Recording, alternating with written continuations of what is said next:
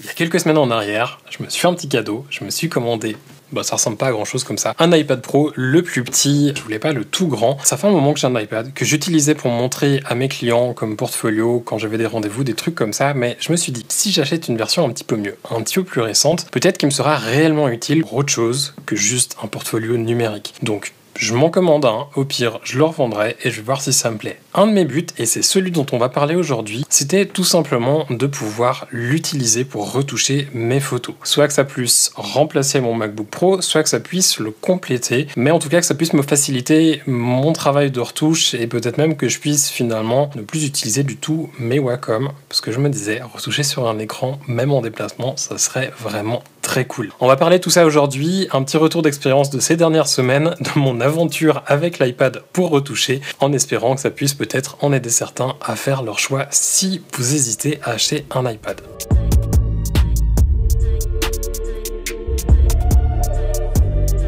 Yo les gars, j'espère que vous allez bien. On se retrouve pour cette toute nouvelle vidéo qui risque à vrai dire d'être un petit peu une série, pas forcément très continue, mais qui risque de revenir plusieurs fois au cours de ces prochains mois où je vais en fait vous parler de l'iPad. J'ai beaucoup hésité avant d'acheter cet iPad Pro parce que c'est quand même de l'argent, c'était près de 1000 € sauf erreur avec l'Apple Pen et en fait je savais pas vraiment si ça allait fonctionner. Et quand je l'ai acheté, j'ai remarqué que sur Instagram, vous avez été beaucoup à me dire « J'hésite à m'en acheter un, je sais pas si ça vaut la peine ». Enfin, des questions comme ça que je me posais aussi avant de l'acheter et que je me pose à vrai dire encore maintenant. Mon idée à travers ces vidéos, c'est d'arriver à répondre un petit peu à ces questions et vous aider à vous décider si vous hésitez à en acheter un, pour savoir s'il vaut mieux mettre cet argent ailleurs, peut-être des vacances ou d'autres trucs, des formations, du matériel ou autre chose, ou alors si réellement l'iPad en fait, il est intéressant pour vous. Aujourd'hui donc on commence avec l'iPad pour de la retouche.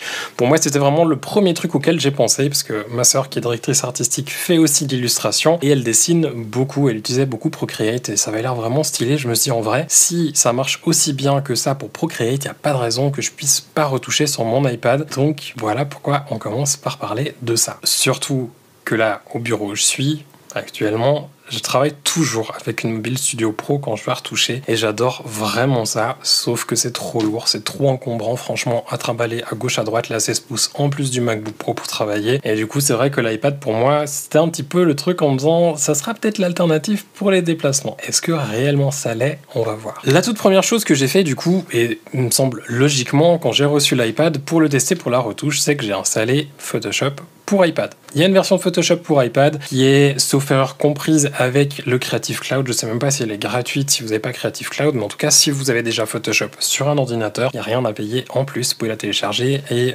ensuite vous connecter avec votre login que vous utilisez pour le Creative Cloud et ça marche plutôt bien. C'était l'étape un petit peu logique pour moi en fait de l'installer et je vais vous résumer très simplement mon expérience. J'ai ouvert l'application, j'ai ouvert un PSD dans l'application, j'ai essayé de retoucher pendant 1 heure, j'ai fermé l'application, je l'ai rouvert une deuxième fois pour être sûr que vraiment j'avais rien manqué, je l'ai refermé, je ne l'ai plus jamais rouverte. Jamais. Si, juste avant cette vidéo, une 3e fois, pour être sûr que vraiment j'avais rien manqué. J'ai utilisé 3 fois Photoshop pour iPad. On va le dire comme ça devrait être dit, franchement, c'est de la merde. Je suis désolé s'il y a des développeurs de chez Adobe qui sont en train de regarder cette vidéo, mais pour quelqu'un qui fait de la retouche de manière assez poussée sur Photoshop, sur un ordinateur, c'est vraiment pas du tout une bonne expérience, c'est pas agréable. Il manque une pétée d'outils. Juste pour vous donner un exemple, pour inverser le masque d'un calque de réglage, j'ai passé 10 minutes à trouver où était le bouton pour inverser un calque. C'est vraiment, l'ergonomie est pas pratique, elle ressemble pas tout à fait à celle de Photoshop sur ordinateur. On est complètement dérouté quand on arrive dessus. Et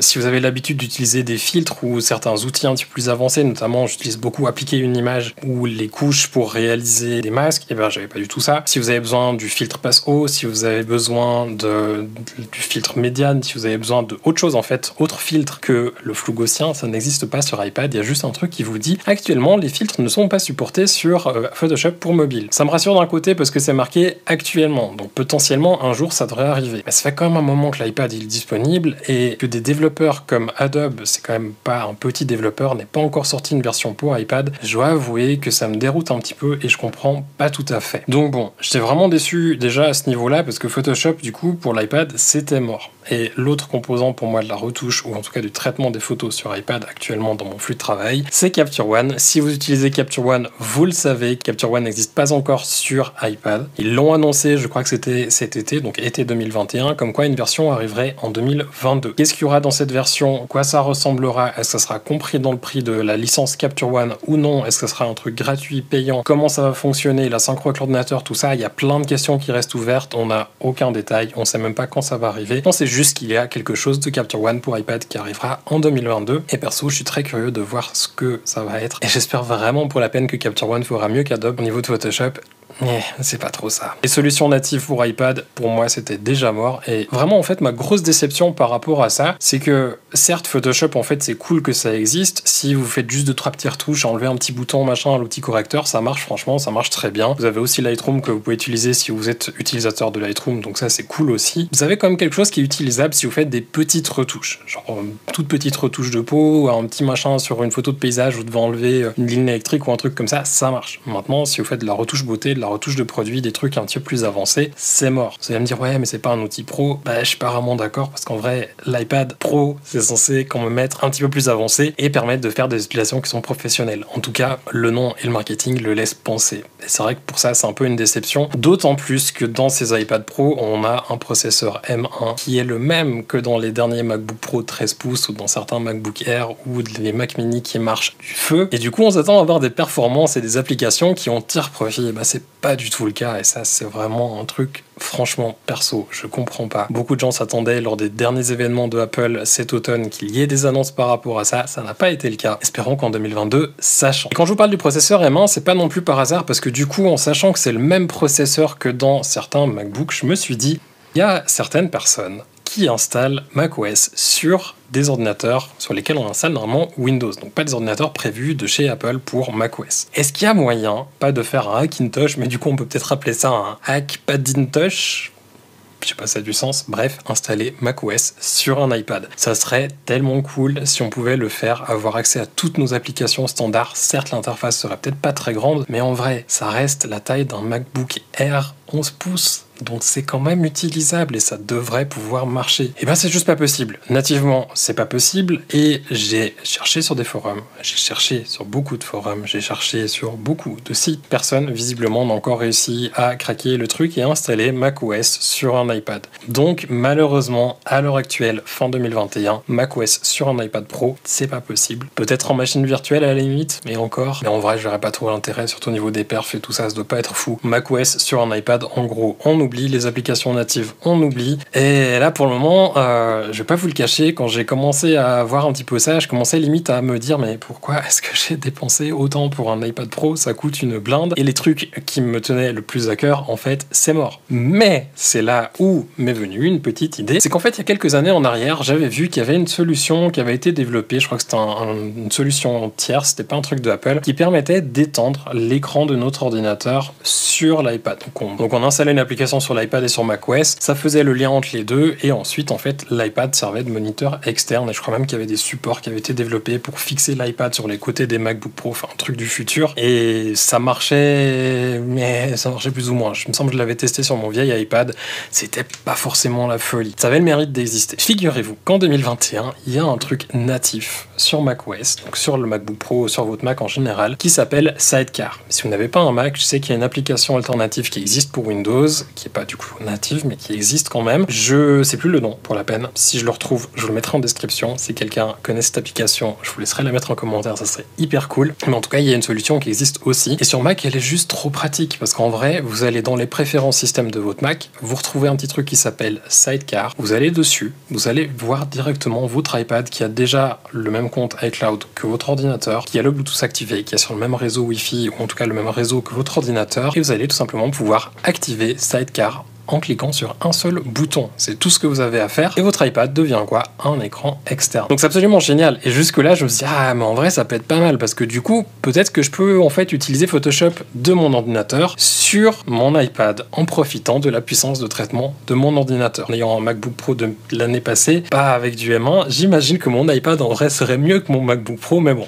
C'est pas la question. Donc j'ai configuré ça et après je me dis, maintenant, plusieurs questions. La première, est-ce que l'Apple Pen marche? Ça marche. On peut utiliser le touch, on peut utiliser l'Apple Pen. Donc ça, c'est plutôt cool. Deuxième chose, est-ce que ça marche vraiment? Parce que ça marche sans fil. C'est-à-dire qu'on n'a pas besoin de brancher un truc sur l'iPad et sur l'ordinateur ou de le relier à une prise électrique ou quoi. On a juste l'iPad comme ça. Et on sait tous, le sans fil, ça fait des années que ça existe. Ça fait des années que ça foire. Ça marche des fois très bien. Et quand ça veut pas marcher, ça marche pas. Je vais vous le dire, ça fait 1 mois et demi plus ou moins que j'utilise l'iPad, que j'utilise régulièrement Sidecar. Je pense que c'est une des utilisations principales que j'ai de mon iPad. Et il y a une seule fois où j'ai galéré pendant une demi-heure, 3/4 d'heure à le connecter parce que en fait j'avais changé le mot de passe de mon compte iCloud et c'est la seule raison pour laquelle ça n'a pas marché, parce qu'un compte était connecté sans vraiment l'être. J'ai déconnecté mes comptes iCloud, ça a marché direct. Le reste du temps, jamais eu le moindre problème à connecter mon iPad, ça marche toujours super bien. Et on peut quand même l'avoir à une certaine distance de l'ordinateur, donc ça c'est cool aussi, pas besoin d'être non plus collé à l'ordinateur. Donc ça fonctionne vraiment bien, ça fonctionne facilement, même si vous n'êtes pas un geek,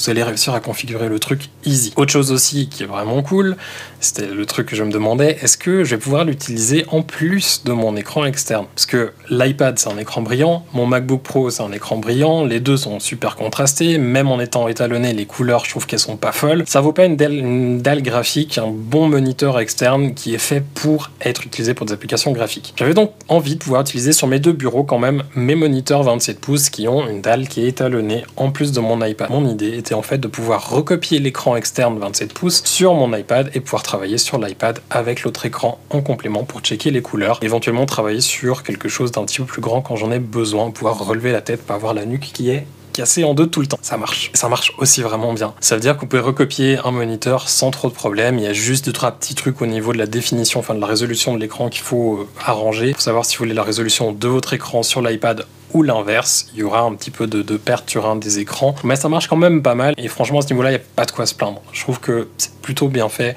Et c'est plutôt cool. Au niveau des performances aussi, j'avais pas de ralentissement d'avoir mes 3 écrans. Ça sera aussi, j'imagine, dépendant de votre ordinateur de base. Là, j'ai un MacBook Pro de 2019, je crois, ou 2020, je sais plus, avec un i9 dedans qui est pas connu pour bien fonctionner, parce qu'il y a des gros problèmes de surchauffe, et j'ai pas trop de problèmes en fait. Ça, c'est plutôt bienvenu.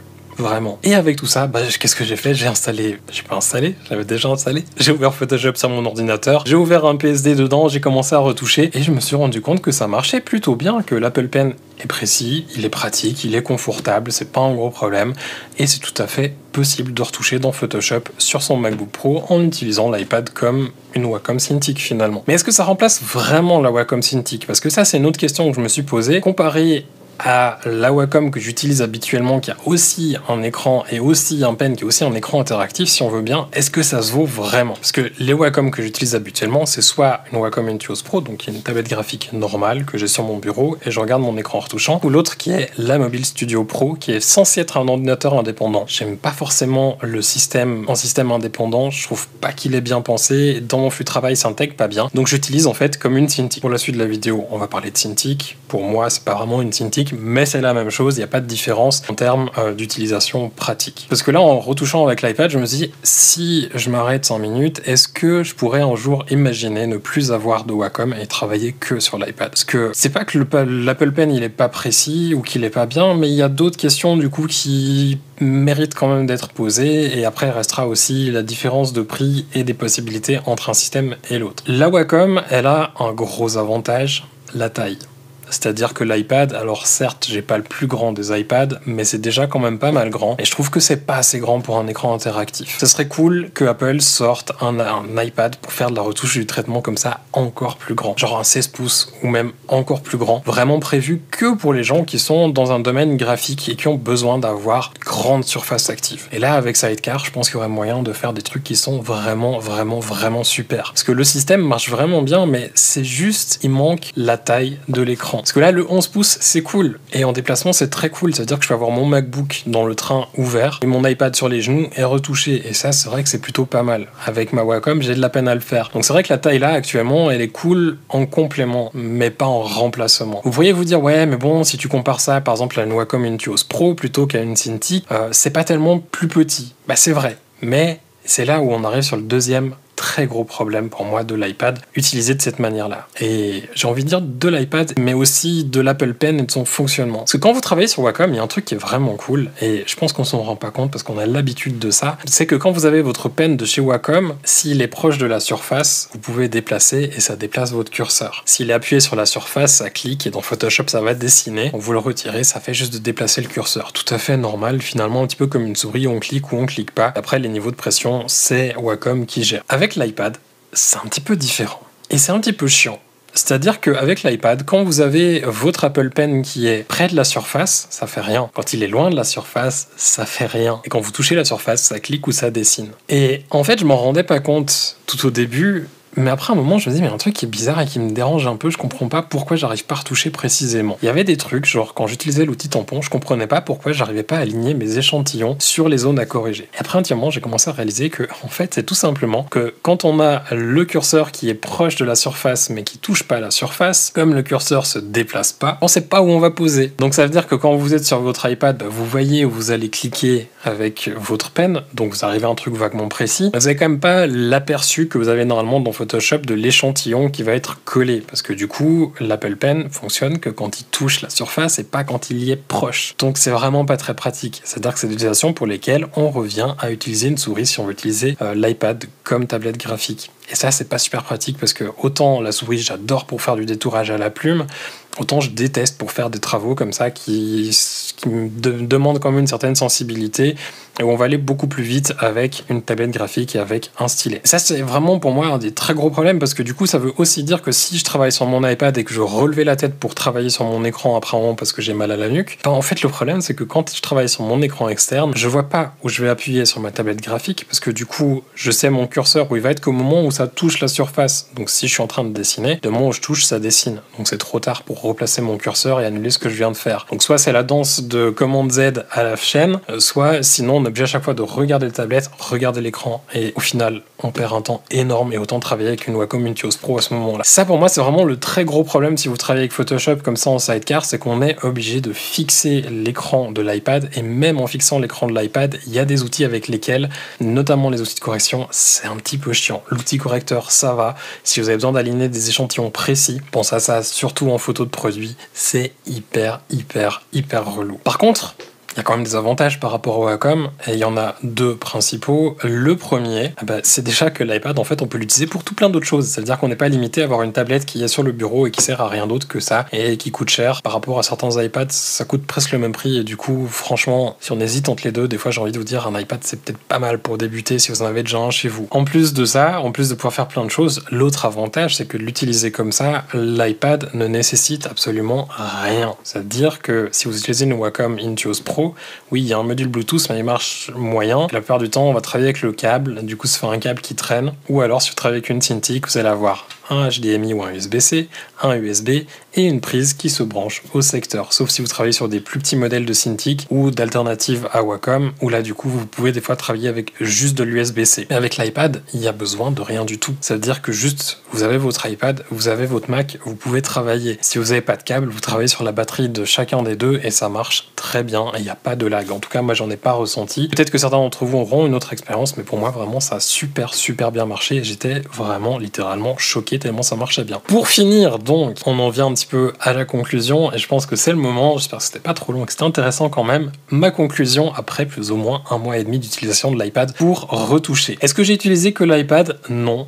Parce que les problèmes que je vous ai fait ressortir par rapport au Wacom, pour moi, étaient des réels problèmes et qui me dérangeaient dans mon flux de travail au quotidien. Je pense pas que ça dérangera tout le monde, et je pense surtout que si vous avez un iPad et que vous hésitez à acheter une Wacom, ça peut être assez cool quand même de déjà essayer la version iPad en sidecar avant d'acheter une Wacom. Pour des gens qui font juste des toutes petites retouches, en vrai même l'iPad peut suffire à lui-même si vous faites de la retouche de portrait hyper basique ou c'est juste l'outil correcteur, éventuellement un tout petit peu de dodge and burn, c'est faisable sur l'iPad. Maintenant si vous commencez à faire des séparations de fréquences, que vous avez besoin de faire des passos, que vous avez besoin d'utiliser le filtre anti-poussière, que vous avez besoin de rajouter du bruit sur des photos, des petites choses qui sont connes mais qui dans un flux de travail un petit peu plus avancé sont nécessaires, ça sera pas forcément très pratique sur l'iPad.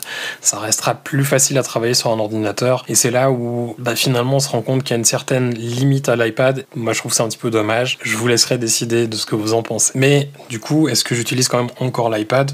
Oui, j'utilise quand même pour retoucher. Pas autant que ce que je l'espérais. Peut-être que ça évoluera dans le futur en fonction des mises à jour aussi qui vont arriver. J'utilise quand même tout simplement parce que je travaille sur 2 bureaux et que ici, à ce bureau, j'utilise une Mobile Studio Pro qui est grosse, qui est lourde, qui est encombrante et que je vais pas trimballer tout le temps. Je l'ai fait pendant un temps et c'était vraiment pénible. Donc là, c'est vrai que du coup, ce qui est cool, c'est que je peux utiliser l'iPad sur l'autre bureau, je peux le trimballer à gauche à droite, c'est tout petit, c'est tout léger. Je peux aussi travailler dessus de manière indépendante, pas pour retoucher, mais pour faire d'autres choses. Et ça, c'est plutôt cool parce que du coup, sur l'autre bureau, je peux travailler avec ma Intuos Pro quand j'ai besoin de travailler vite. Si j'ai des choses qui demandent un petit peu plus de doigté ou par exemple, je pense sur la photo de produit, j'utilise souvent le pinceau mélangeur. C'est quelque chose que j'aime bien faire, comme si je dessinais, donc de pouvoir regarder ce que je suis en train de faire et vraiment dessiner sur la tablette. Et c'est là où l'iPad en fait est intéressant et comme je l'ai de toute façon avec moi, en vrai ça m'aide pas mal et ça m'est utile. Et de l'avoir comme sidecar, en fait je peux utiliser comme un 3e écran pour avoir par exemple Capture One, Photoshop et ensuite Spotify ou Netflix ou autre pendant que je retouche. Donc vraiment avoir tout ce que j'ai besoin ou mes emails dessus. Enfin bref, je peux l'utiliser pour d'autres choses et ça c'est vrai que c'est assez cool quand même de l'avoir en plus d'un ordinateur. Est-ce que c'est une nécessité ? Je sais pas. Mais de toute façon, on y reviendra sur d'autres vidéos où je vous expliquerai aussi pourquoi j'utilise dans d'autres scénarios, parce qu'il y en a un qui est vraiment intéressant pour les photographes qui travaillent avec Capture One, mais ça on y reviendra tout bientôt. Promis. J'espère que cette vidéo vous aura été utile, que ça aurait été intéressant pour les gens qui hésitent à avoir un iPad pour la retouche. J'espère que ça aura pas paru trop négatif, même si ça l'est quand même pas mal, parce que c'est vrai que j'étais quand même déçu par rapport au prix que ça a coûté et le résultat finalement que j'en ai au niveau de la retouche. Mais bon, c'est comme ça, espérons que ça évolue dans le futur, on verra bien. Si vous avez des questions, que vous voulez que je touche à d'autres sujets en particulier par rapport à l'iPad, n'hésitez surtout pas à laisser un petit mot juste en dessous dans les commentaires. En attendant les prochaines vidéos, je vous souhaite de passer une toute belle journée, prenez soin de vous, à bientôt,